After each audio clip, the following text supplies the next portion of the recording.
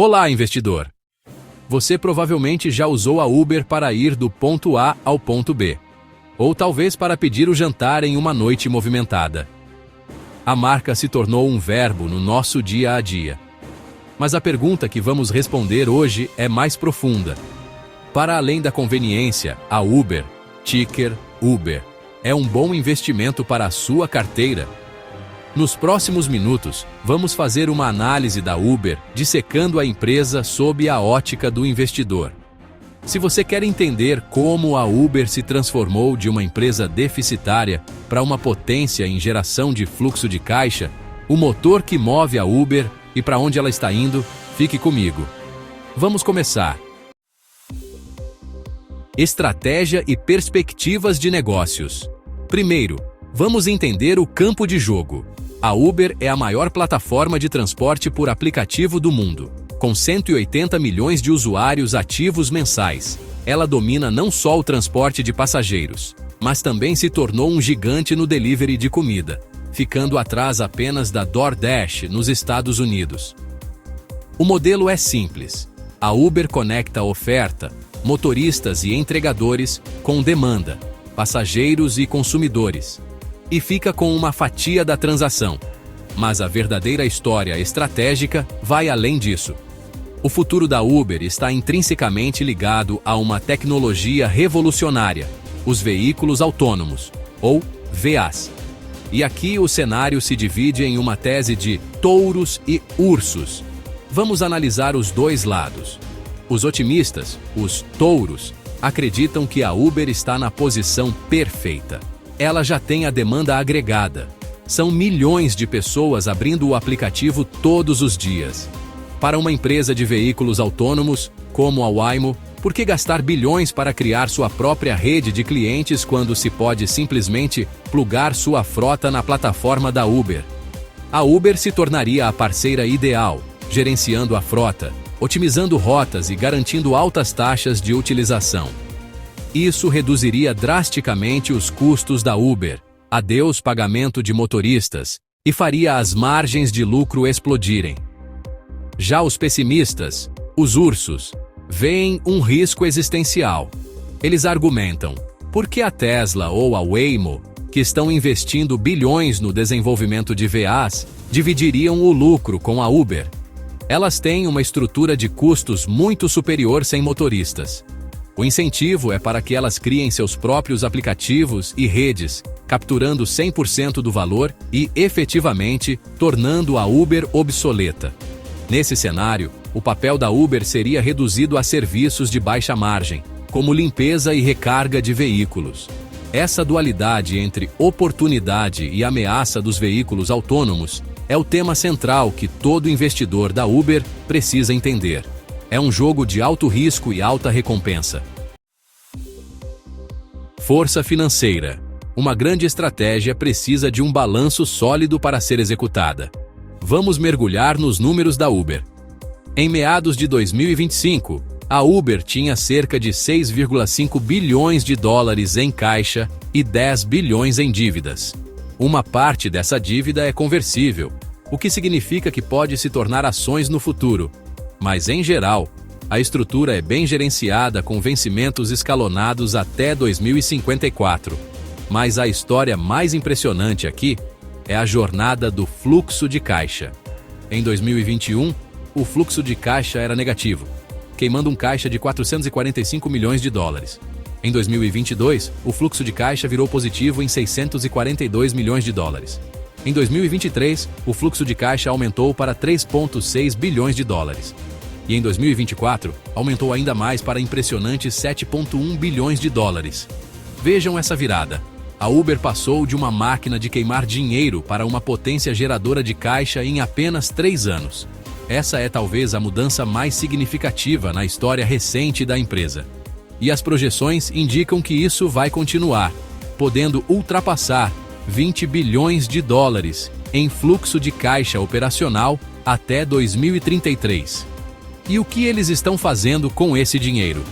Em 2025, a empresa autorizou um programa de recompra de ações de 20 bilhões de dólares, um sinal claro de confiança da gestão no futuro do negócio e um movimento para recompensar os acionistas. Fosso econômico. A vantagem competitiva. Ok, a Uber é grande e agora é lucrativa. Mas o que impede um novo concorrente de surgir e roubar seu mercado? É aqui que entra o conceito de fosso econômico, ou a vantagem competitiva durável. Para a Uber, esse fosso tem um nome: efeito de rede. Mais passageiros na plataforma atraem mais motoristas, buscando renda. Mais motoristas significam menor tempo de espera e maior cobertura, o que torna o serviço melhor e atrai ainda mais passageiros. O ciclo se repete e se fortalece. Esse ciclo cria uma barreira de entrada poderosa. Um novo app teria que subsidiar massivamente tanto motoristas quanto passageiros por anos para tentar construir uma rede remotamente comparável. E os dados mostram que o fosso da Uber está se alargando. Vamos comparar com a concorrência. Crescimento de usuários. A Uber cresce consistentemente a uma média de 15% ao ano, mesmo sendo muito maior. A Lyft, por outro lado, cresce menos de 10% e de forma volátil. Engajamento. Este dado é crucial. Um usuário da Uber faz de 16 a 18 viagens por mês. Na Lyft, são apenas 8 a 9. Isso mostra que a Uber está mais integrada ao dia a dia dos seus clientes. Dados públicos de Nova York. Um dos maiores mercados do mundo confirmam isso. Em mais de 1 bilhão de viagens analisadas, a Uber está ganhando participação de mercado, escalando de forma mais eficiente e conseguindo cobrar mais por quilômetro sem perder clientes. E esse efeito de rede é a principal arma da Uber na era dos veículos autônomos. A Uber resolve um problema que as empresas de VAs teriam dificuldade em solucionar sozinhas: os picos de demanda. A demanda por transporte não é linear. Ela se concentra às 8 da manhã e às 5 da tarde. Uma frota de VAs seria ou grande demais e ficaria ociosa a maior parte do dia, péssima alocação de capital, ou pequena demais e frustraria os usuários nos horários de pico. A rede flexível de motoristas humanos da Uber se ajusta a isso perfeitamente. É por isso que uma parceria parece o resultado mais lógico. Avenidas de lucro. De onde virá o crescimento? Já vimos que a Uber se tornou lucrativa. Agora, vamos ver como ela planeja aumentar esses lucros no futuro. Existem dois caminhos principais: crescimento da receita e expansão das margens. No lado da receita, o crescimento virá de 3 segmentos. 1. Mobilidade, expansão contínua em mercados internacionais, ainda pouco explorados. 2. Delivery. A grande aposta é a entrega de supermercado. Estamos apenas no começo dessa tendência e a conveniência de ter suas compras entregue em minutos é um mercado gigantesco. 3. Freight. Cargas. O segmento menor, mas que está bem posicionado para digitalizar o setor logístico, que ainda é muito analógico. Mas a história mais empolgante está na expansão de margens. Como eles farão isso? Custos de seguros. Os prêmios de seguro de automóveis, um custo enorme para a Uber, subiram mais de 20% em 2024.